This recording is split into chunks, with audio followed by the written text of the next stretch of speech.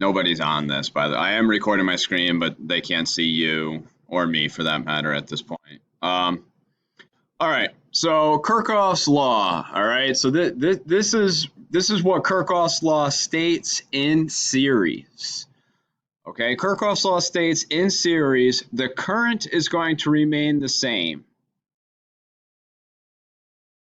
Okay. So current is going to remain constant in a series circuit. That is what Kirchhoff's law states.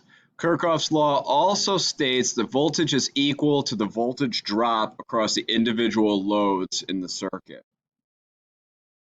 which means that individual loads, individual resistors are each going to have, or whatever you're using, are going to have a voltage drop for each one of those components.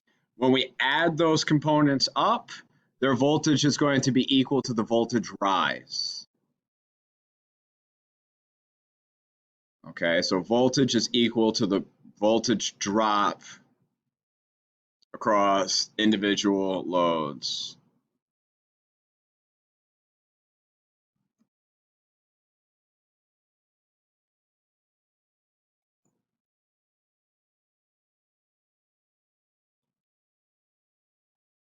So, once again here, Kirchhoff's law says that when we have a series circuit, right, just like one path for electrons to follow, no matter where you measure current within that circuit, it's always going to be the same.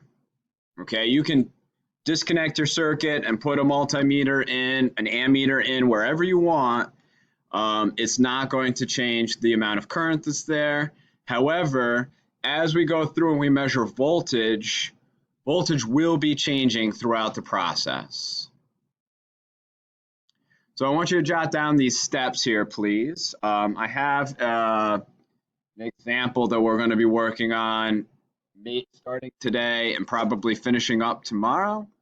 Then tomorrow we have a lab too that we're going to be starting on this.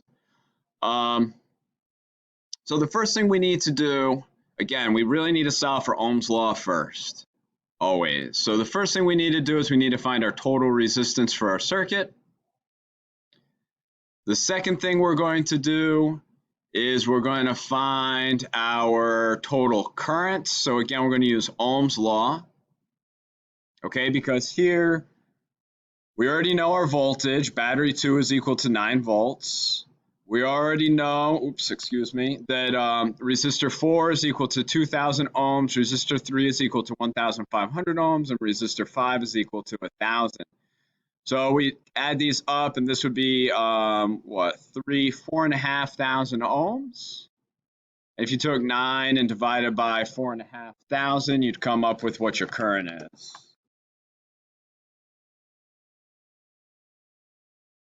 Which in this case is 2 milliamps. So because this is 2 milliamps,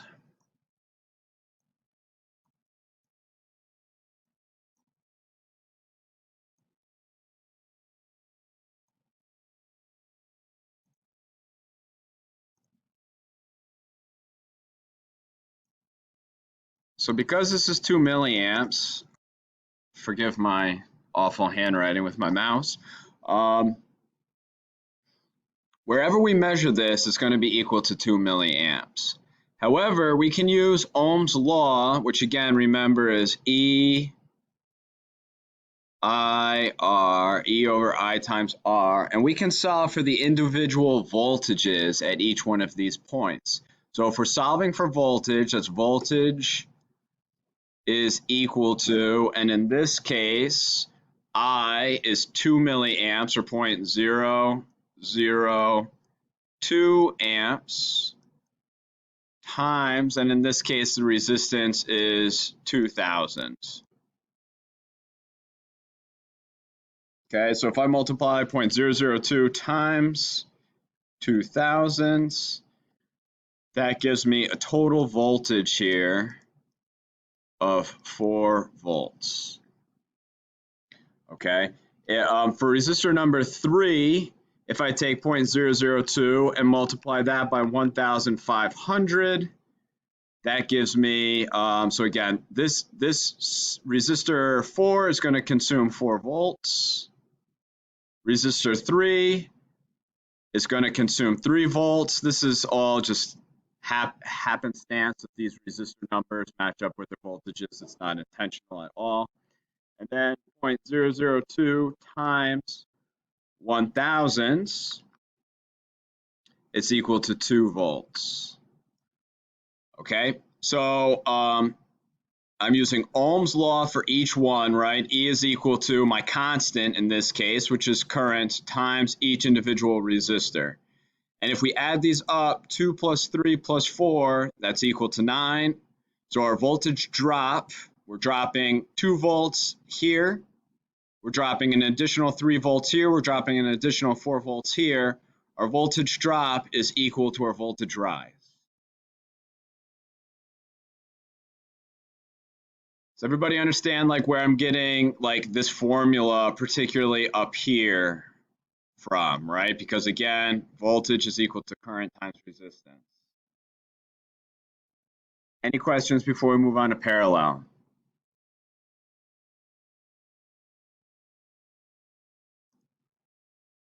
Okay. So parallel circuits are the exact opposite. According to Kirchhoff's law, Kirchhoff's law states in parallel rather, that voltage is applied to each branch equally in the circuit. Okay, so voltage does not change, remains the same and remains constant, while total current in parallel circuits is equal to the sum of the loads of individual components, aka current adds up. Okay, so when we get our total current for these circuits, they're going to add up while our voltages remain constant.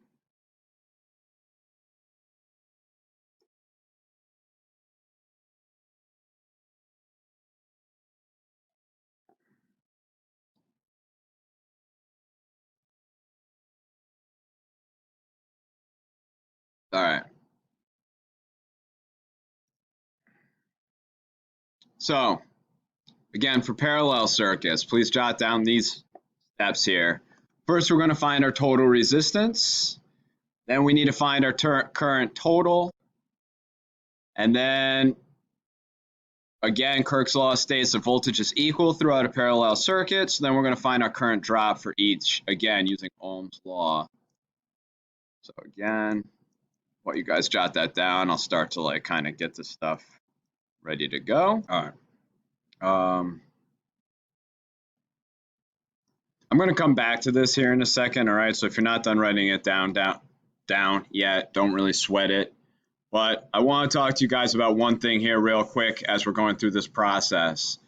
So this is my resistance total at this point, which is 461.5384615. I always tell you guys that you can round to the nearest tenth in a metric prefix, which is totally true.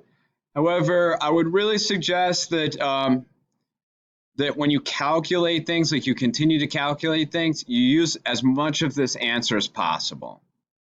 Okay, so again, when I'm looking at Ohm's law here and I'm trying to come up with currents, current, if I block out the I, current is equal to voltage divided by resistance. I just calculated my resistance. I just did 1 over R1 plus 1 over R2 plus 1 over R3. I came up with my decimal point. I hit the X to the -1 button, and I've come up with 461.5 ohms. If I just use 465 or 461.5, my answer would be kind of off still because honestly, these trailing numbers matter in this case.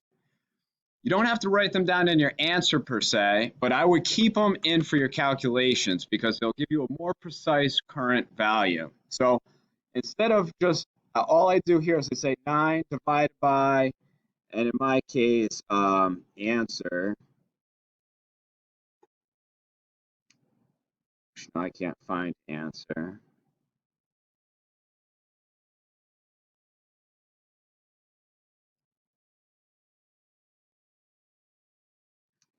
Well, nonetheless, for you guys, it would be like 9 divided by answer, which you definitely do have that on yours, and that would give you the more accurate number. I'm going to try and figure out how I do that here while you continue to write this down. Yeah, I guess I can't find that. So all I did is I just wrote down all the numbers and copied it again. With your graphing calculators, you do have an answer button, so I would just recall like your answer and then put it into your calculation. So here I'm left with 193.4 milliamps. At this point, because I'm done with my calculation, you can round it. 194, I'm sorry, 193.4.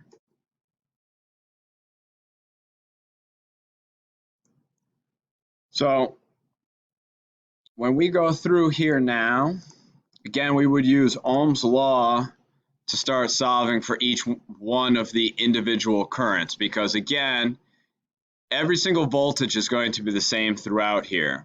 So when we go through and we start to like draw these things out, we know the voltage is going to be the constant here. We're looking for currents. So we're going to say I is equal to 9, because again, 9 is our voltage rise. So 9 divided by our resistance, which is equal to like 1,000. So 9 divided by 1,000 is 9 milliamps.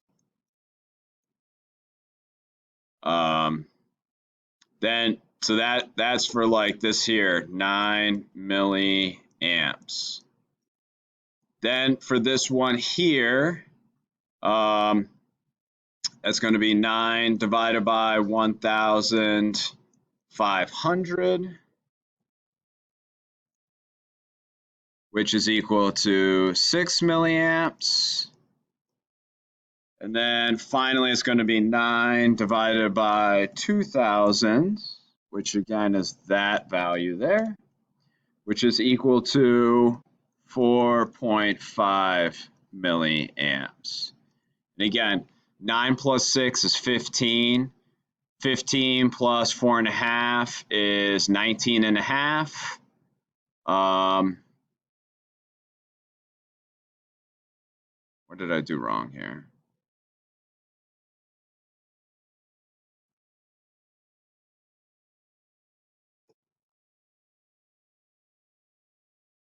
Oh, I have my decimal place in the wrong spot. Sorry about that.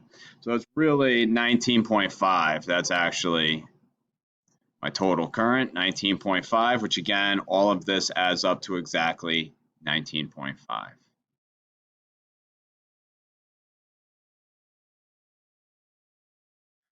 Got to slow down on my calculations, I guess. All right. So let me show you guys something here that we're going to get started on today. You can work on it some tonight if you want. I'll give you guys some time tomorrow to work on this too. We're going to review this. This is not graded. This is practice, but this is the practice that you're going to have before you get graded on Kirchhoff's Law Lab 1. So inside of here, practice, I have 2 circuits for you guys to solve. Each one of you should be getting a copy of this, I believe.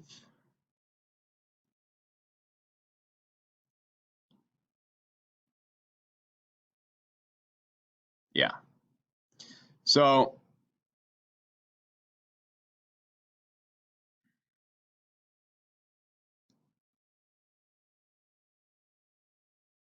we're going to have a series and a parallel example here once it like loads up. It's going about as slow as it possibly can this morning. The first thing you're going to do here is you're going to find your circuit totals. Okay, so again, you're just going to use things like grabbing your voltage, calculating your total resistance, and then calculating your total current using Ohm's law.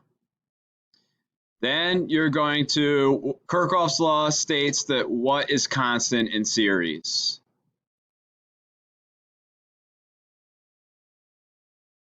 What is constant in series? What does not change?